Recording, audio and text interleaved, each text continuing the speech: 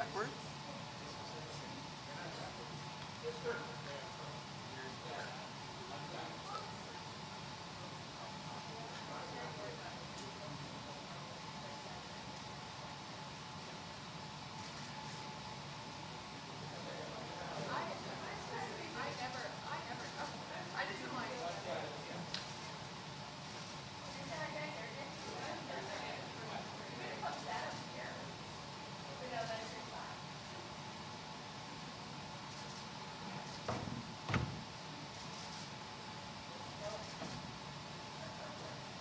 Smiling is hard. All right. Fun one. I don't know.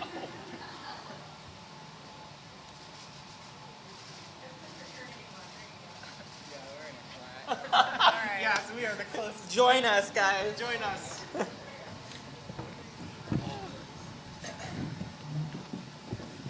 All right. Hello, everyone.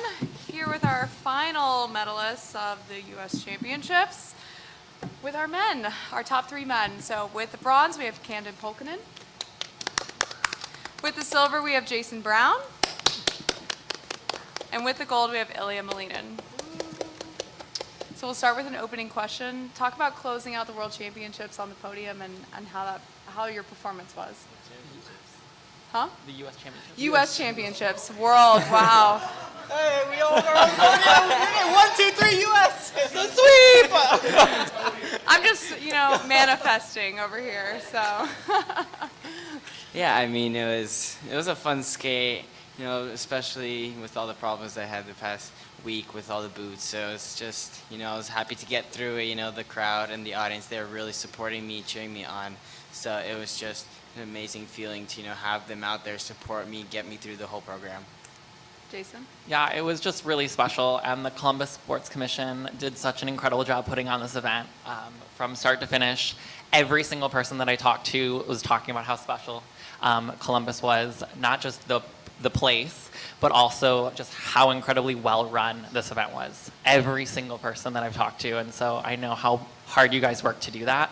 And as athletes, we felt so comfortable and excited to perform in this atmosphere. So that has so much to do with what you guys have done and prepared, and so thank you for everything that you put into making this event so special. Camden? Yeah, truly thankful to have performed today. I really liked how I think a lot of us guys competed really well, and it was a really great opportunity to be out there, and especially for the free today, it was almost sold out, I think, so that was a really special treat. So really thank you to the city of Columbus, and also thank you to all the other competitors for putting on a great show for everyone. All right, start with questions. We'll go to Les first. Hey, Ilia, you had talked about the boot thing again today. So did that flare up again? It looked like there was a couple times that maybe your footing didn't feel quite right or whatever. I don't know how you describe it. I mean, yeah, I think that was definitely from the boot problems. Of course, it's not something I can control every time because sometimes boots aren't consistent when they're made. So, I mean, things happen. I was glad that I was ready to switch out my boots, and it took me a couple to get used to them, but I'm just overall glad that I got through it. Yeah. Go to Maggie.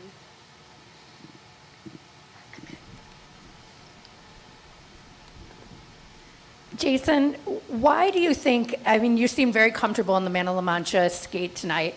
Why do you think going back to this free skate was the right choice for you? Great question. My choreographer is right back there, Roheen. It was his decision. Well, not his decision, but he's the one that suggested it. When I was back home training in Chicago, and I ran my Tarzan free skate, which I had been working on this season. And Roheen looked at me after I finished it, and it was a clean run through, so it was good kind of base for him to see. And he was like, you've changed a few too many things. Like, do you mind if we go back and you're missing some of the notes that are really key moments in the program? And it was one of the first times that I looked at him and I was like, no, you can't change. We have made so many changes to make it doable for this time in the year. And it was interesting because the changes that I was making to the short, he was like, that short keeps getting better. And the changes that I was making to the long kept he felt like the integrity of the program was declining.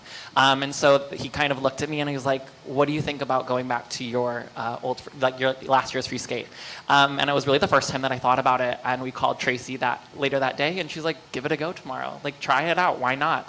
And it really did feel good. And it was nice because the schedule that I kind of put forth, I don't have the same amount of training time and even just getting out in competition. I don't have the repetitions in events to do something as challenging as Tarzan outside of my comfort zone, and you know, it takes time to develop, and I just didn't have that time. I didn't allot that time, and so that's why we went back, and really happy with that choice. I have two questions. This first one for all three of you. You guys talked about it in the beginning, but how Columbus has been competing here. How important is it for you guys as athletes to have a good atmosphere and be in a city where people are showing up and are here at these events?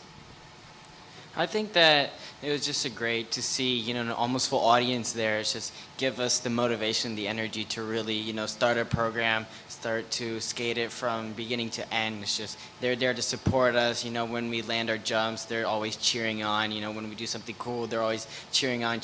So for me specifically, I feel a lot of just energy from them, from the crowd, and it just wants me to keep going and going with the program. Yeah, what's so amazing about our sport is that there is that performative aspect as well as that competitive athletic aspect. And I think atmosphere is huge when it comes to the performance side because we are performers and we are trying to play off the audience and play off the crowd, and the atmosphere makes a huge difference. But then you add the athletic component where you almost want to shut it all off and get the job done. And so we're trying to like work and do the best that we can as you know, as athletes to balance those two sides. So we try not to let, depending on if it's a subpar atmosphere, we try not to let that affect us. But I'd be lying to say if it didn't at times.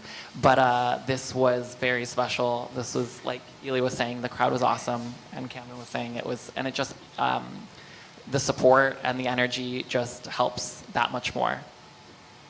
Yeah, I completely agree with that. I think as skaters, we're truly all performers, and even if, you know, you're the quad god, we're still performing the tricks and stuff. So I think regardless, having an audience to watch us do some amazing, you know, quad axel or like some amazing components and some amazing like spiral sequence or spins, I really think that it's always the audience that elevates us, because when we train, we're typically not really training for much of an audience because nobody's there. So when you get to competition and you see a lot of people around you, it's always so nice to be like, okay, there's an actual face there, and there's an actual crowd there, and there's cheers on this side and this side to really bring you up. So yeah, at least for me, and I think for all of us, we do love to have an audience, and we are huge performers.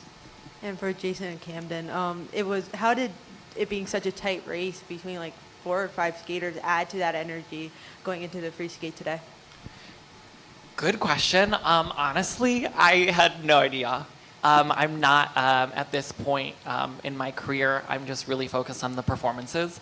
I did not know the scores going into it. I don't even know the scores going out of it.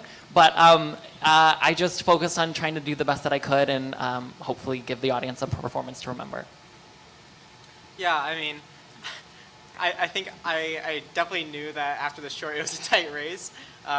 So I think knowing that, it's always good to know that we have, first off, a really strong group of guys that are, you know, keeping the race close, because I think that's what the audience likes to see, is a tight race. So that's, for one, a good thing. But for two, I knew that regardless of what happens, I really want to give the performance that I trained so hard for and walk away at the end of the day happy. And if that's a medal, that's great. If that's not, then that's what it is. But regardless, when I step off the ice, I really just want to be pleased with the performance.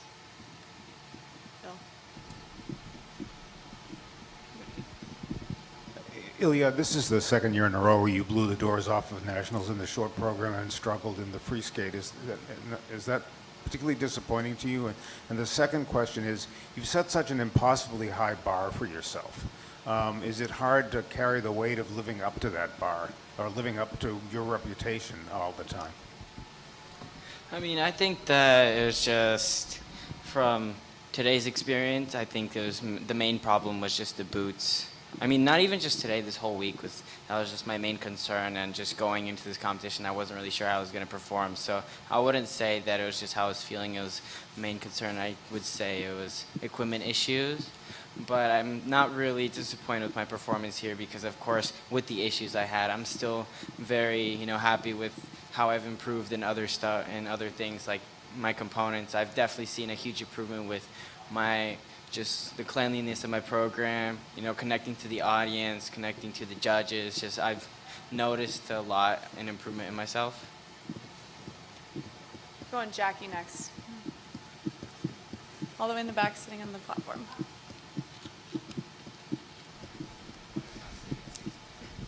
Cam, you have been fifth at Worlds, but you've never been on the podium at Nationals. How does that feel? And also, what was the preparation like this year after the Grand Prix? Yes, that's very true. Coming off of a lot of fantastic skates outside of U.S. championships, I think I kind of struggled a bit in the past with just dealing with the pressure of, all right, you're supposed to be on the podium just by like empirical data or by where your points should stack you up. You should be on the podium, and I think I've struggled with that for ever since I've been senior, to be honest. So this feels really good to me because this is finally the time that I delivered both a short and a free at U.S. championships. So it's just another box that I'm checking off in my overall career trajectory and goals in skating. So as far as your second question about the preparation going to U.S. championships, I think with last season, I tried to fix myself to this idea that I had to do this training between California and New York City, where this year after the Grand Prix, and honestly before the Grand Prix, I really try to contextualize my training to myself and say, okay, what is it that I need? Maybe it's not a 5-hour flight from New York City to California for 2 days of training and then back and then go do classes. Maybe now it's like, all right, let's take a weekend trip to Boston, get some good training there, train with great skaters like Jimmy Ma, Maxim Naumov, and Emily and Spencer, and then come back to New York City for classes. And I really think stepping away from this like box that I fit myself in to say this is what I need to do and trying to make training about me. What do I need in this moment? What's going to help me for this next event has been something that I mean has really shown up here. We have time for one more question, so we'll go to Phil.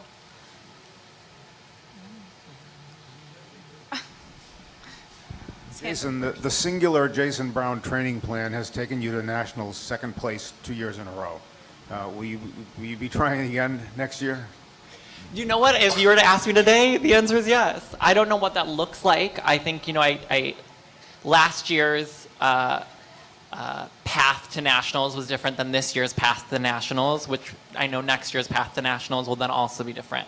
So I'm learning, I'm kind of navigating as I go, but it's been really, really cool to kind of pave my own way and create a different path and an alternative way of kind of competing as an amateur athlete, but feeling like a professional one.